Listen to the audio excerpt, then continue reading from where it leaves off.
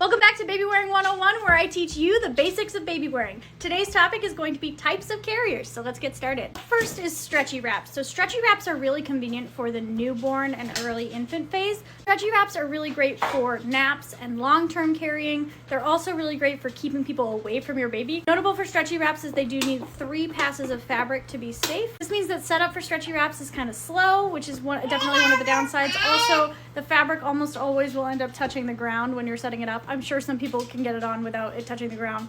I cannot. Stretchy wraps are ideal for the newborn phase. Once your baby gets out of the newborn phase, they are less convenient and people typically stop using them around 3 months. Another really big benefit of stretchy wraps is they are cheap. They're kind of a dime a dozen. You can find one for $5, $10 on Facebook Marketplace easily. Stretchy wraps can only be used for a front carry. They are not safe for a back carry or a hip carry. Up next is woven wraps. Woven wraps are what we historically have seen since before there's written record. They are very commonly used in Africa for African back carrying. There's just a lot of history of woven wraps throughout the world. Woven wraps are similar to stretchy wraps in that they're a long piece of material, but they are different in that they are not stretchy. And so that means that if you have the proper positioning, they are safe with only 1 pass of fabric.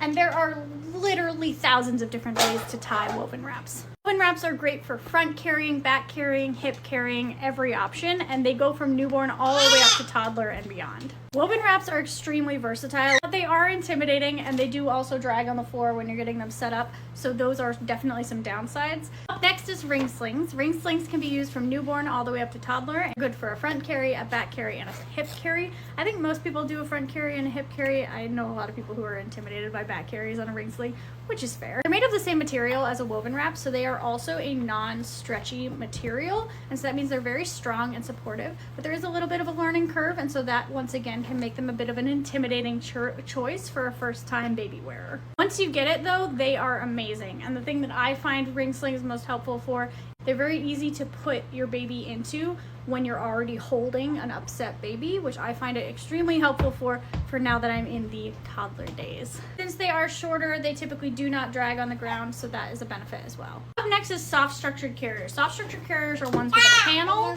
and then some sort of straps. They're typically used for front carrying and back carrying. People also often will do front carrying world facing. I don't promote that. You can see my last Babywearing 101 video on why. But these are the ones that people typically in the US use for the majority of their baby wearing. Although there are some that require a bit more know-how for the adjustments, like the Hope and Plum Lark, there are others that are very, you put it on and you clip it and that's kind of it. So what makes a soft structured carrier good for you typically comes down to the construction and the fit. Up next is Madai. Madais are a traditional East Asian carrier that have a panel and then straps that go around. These straps are really long. Madai actually means straps to carry something on your back.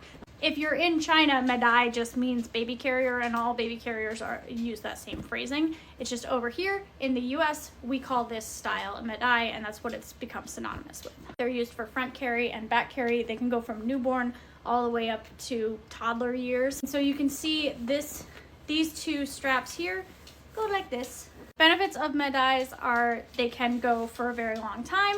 They're also gorgeous. Like the straps make things really pretty. The shoulders are really comfortable, but they can also be a little bit intimidating because of the long straps. These are pretty long, so they're likely to drag on the ground when you're getting set up, and so for that reason, some people do not like a Madai style. Some carrier companies have come out with a more hybrid style Madai. So this one is the Boppy Comfy Hug. This is what I used for my baby when she was a newborn.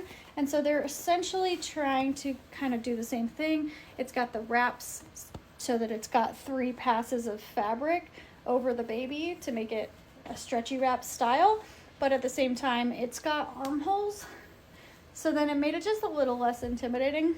I don't think that in reality this was any less intimidating once I actually started looking into how it worked, but it seemed less scary online when I was picking it. Up next is the Ambuhima, which is a traditional Japanese baby carrier.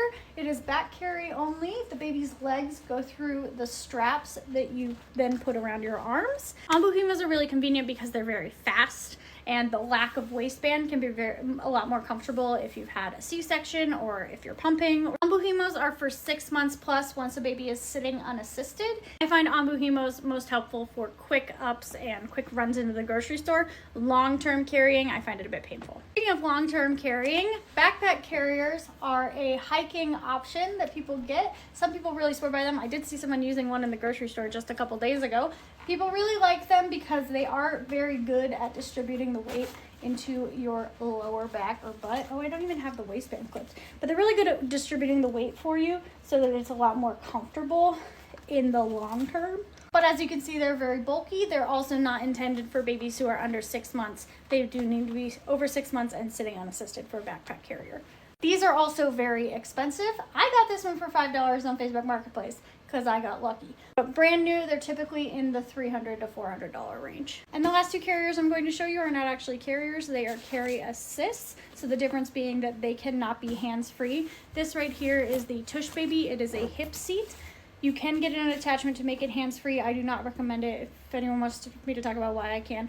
But these ones, you do have to have a hand on your baby at all times. I love my Tush Baby because it replaces a diaper bag for me quite often. Really great for quick runs, especially for diaper changes. But not being able to be hands-free makes it so often I will pick a ring sling over it.